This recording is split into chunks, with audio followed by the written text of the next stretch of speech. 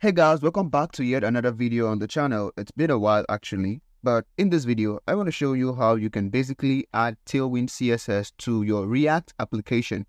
Either you create the React application using Next.js or maybe Vite or using the standard Create React app. In this video, I'm going to show you how you can install Tailwind CSS into the project and actually how you can use it with its own IntelliSense. So let's get started. Now, the first thing is for us to create a React app. And for me, I basically like creating my React application using Vite. So you can go to Google and search for Vite.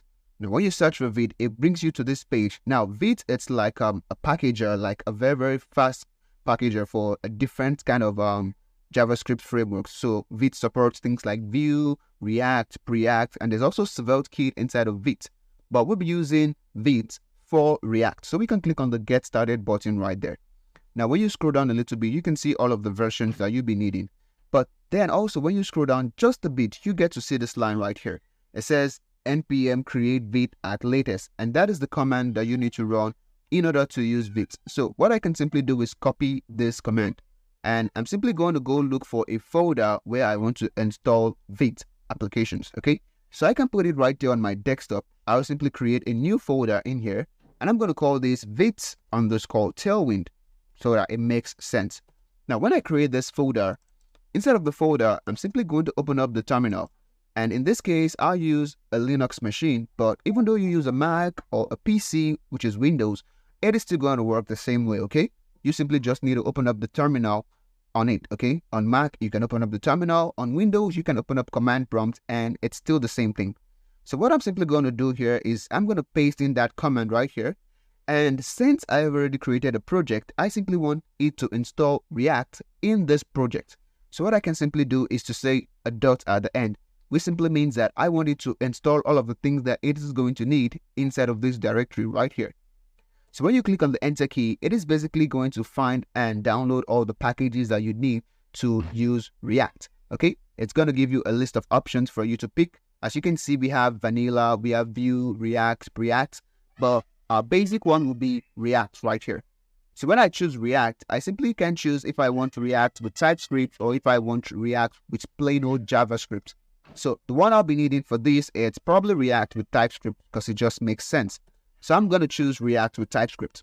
Now, as you can see right here, it's simply created a ton of boilerplate projects for me, the files and the folders and pretty much all of the things I need. And all it's asking me to do right now is to say npm install. And when you do that, it is basically going to find the packages that are stored within the package.json file. And it's going to install every single one of those packages so that you can actually launch React in your browser. So the thing we're going to do right now is that we're going to give it some time for it to download and install all of these Vite packages. And we're going to simply test out the React application. And then we're going to move on to installing Tailwind and using Tailwind within our React application. So as you can see, we are done installing all of the npm packages that we'll be needing. And you can see it did take a while to install. But right now, what I simply want to do is open up my project in VS Code. And we are going to go back right here and actually launch the project. So what I can simply do is to say code and put a period after it, which means I want you to open up this folder right in VS Code. When you click on that, you should launch VS Code automatically. Your browser launches, your system launches VS Code. As you can see, it's right here. And I can simply keep that aside for now. Now, I can simply do npm run dev to actually start up the development version of my React application. And as you can see right here, we are started on localhost port 5173. So if you go to pretty much any browser and go to a different tab and you type in localhost port 5173, you are going to be greeted with a React application. And take note that this React application would be either in light mode or dark mode based on your system settings. Right now, my system is set to use dark mode, so that is why you see a dark version of the app. But if your system is set to use like a light mode version or something, you're going to see the light mode version of the React app. And as you can see, we have Vite and React, and there's this simple React function you get right here, like where you click on it and it counts. That is basic stuff, as you can see. So now, right now, what we're simply going to do is to remove all of the unnecessary code and get started installing Tailwind CSS. So right here in VS Code, you can see that it brings up this whole project folder like this for us. And here by the side, you can see that we do have like the node modules, the public and the source folder, which is where we are simply going to focus on. Now, if you do open up the source folder, I can simply zoom in a bit right here for you so that you can get to see everything inside. In the source folder right here, you can see that there are a ton of folders and a ton of files. But the first thing we simply want to do is to take that index.css. Now, this contains pretty much all of the default settings like the dark mode and also the font for your site or for the React app. So we don't really need this. We're simply going to delete that one from our project. So we're taking out the index.css and we have the app.css also right here.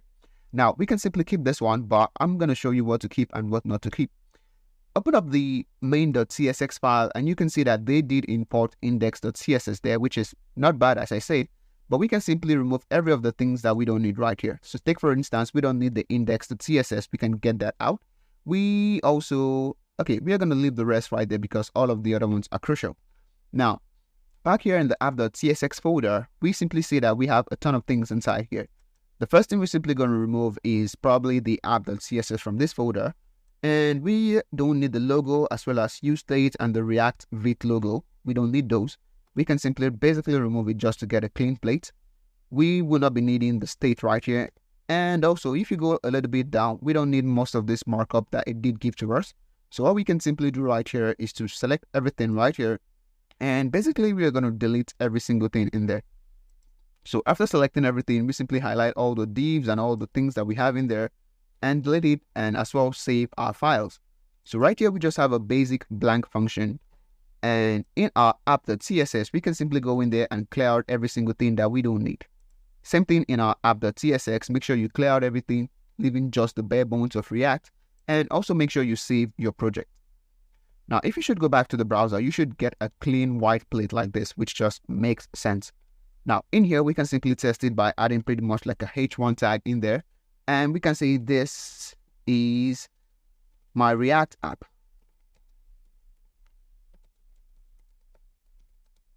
Right there. So when you put in that keyword right there, this is my React app, and you check the browser, you can see that you do have the React app there. Okay, it works well.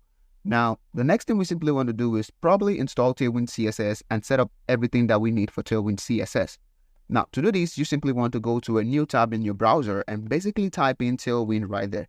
So when you type in Tailwind, you're going to see the Tailwind link at the top right here.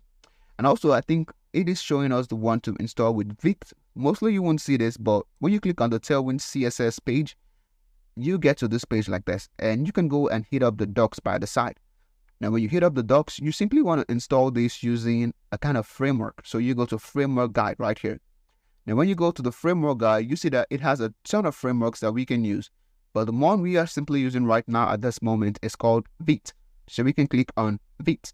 Now, as you can see, we are done with the first part, which is creating our project. But the next part would be to install Tailwindcss and initialize Tailwindcss. So we can simply copy this right here. So we're going to copy that code right there. And we can go back to the terminal. We can easily cancel out of the previous app that is running. As you can see, it's still running. You can use Ctrl+C on the keyboard to simply cancel that. And you can paste in the new code right there. So we're pasting in both of them at the same time because it is going to run at the same time. So first of all, it will install Tailwindcss, PostCSS, and the auto prefixer. And as well, it is going to install Tailwindcss and also initialize a new file for it. So when you hit the enter key, you simply see this. It is going to install all the packages that we will be needing.